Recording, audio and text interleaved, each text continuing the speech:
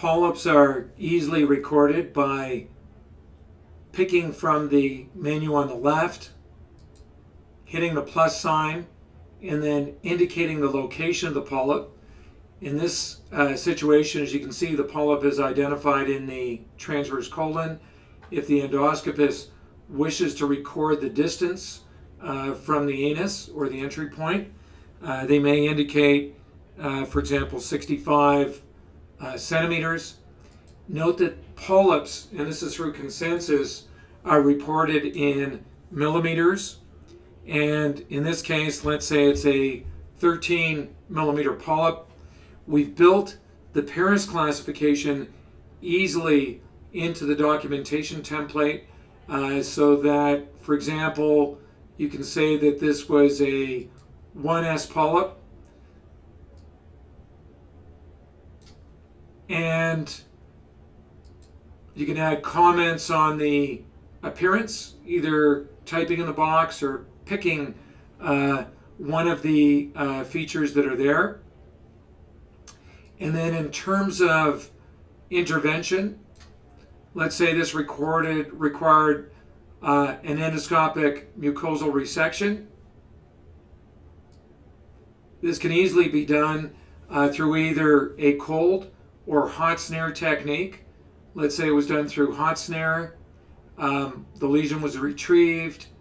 Let's say it was piecemeal, hemostatic after resection, elevated with methylene blue. Let's say 5 injections with a total volume of 10 cc's. If a cap was used, that could be indicated. And if there are any other interventions, so, and then, for example, one can indicate here that soft tip coagulation applied to margins. And if there are any other additional interventions, for example, a clip, that could be added to this same lesion, where in this situation, let's say it was control or a prophylactic rather than control of bleeding. Let's say 1 clip was placed, 2 were fired, and the interventional outcome was expected. So just to see how that looks, we can go to the review note pane,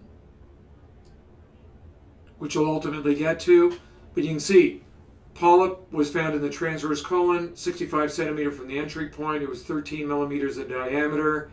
It was a Paris 1S lesion. EMR was performed using a snare with electrocautery. There were 5 injections of normal saline with methylene blue. Total volume injected was 10 cc's. Polyp was retrieved for histology, removed piecemeal, soft tip coagulation. Clips were applied prophylactically, 2 were fired, 1 was applied, and the interventional outcome was as expected. Technical age of the procedure was moderate and the tolerance was good.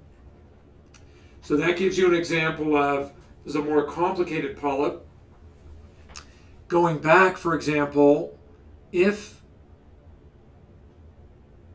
there was a similar lesion, going back to the colonoscopy tab, elsewhere, or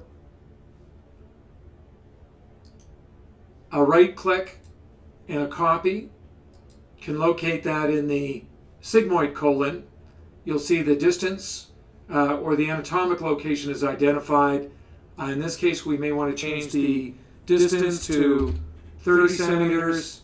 Let's say this particular polyp was slightly larger at 15 millimeters, and the rest was pretty well the same, except we fired 1 clip rather than 2. And in this scenario, that polyp will be saved in that fashion. And then let's say we had a more straightforward polyp in the ascending colon. This one, you may or may not want to specify the distance, but let's say it was 90 centimeters.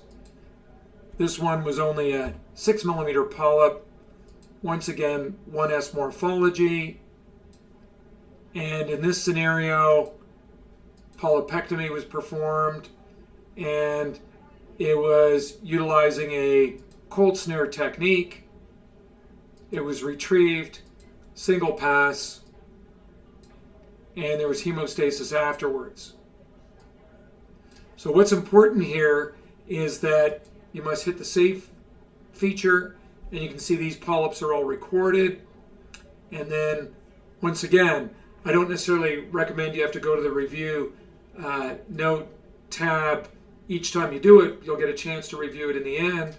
But here you can see the transverse colonic polyp, the sigmoid colonic polyp, and then the polyp in the ascending colon, a more typical sub-centimeter polyp, 6 millimeter in diameter, used with a snare, retrieved for histology, removed in a single excision, and post-hemostasis,